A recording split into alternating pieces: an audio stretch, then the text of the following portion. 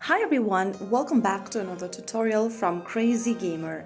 Today in this video we will be learning how to find your user ID in EA Sports FC Mobile football game.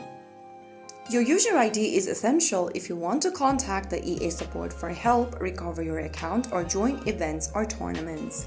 So in order to find your user ID in EA Sports FC Mobile Football, open the game on your device first and make sure that you're logged in. Once you're inside the main homepage, go ahead and tap on the gear button at the top right corner. Here you will be able to see a UID option, that is your user ID for the game.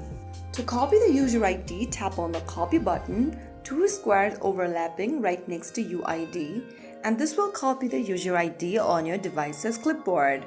You can now paste in your user ID wherever you want.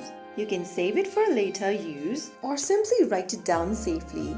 You might need it for support request or account recovery later.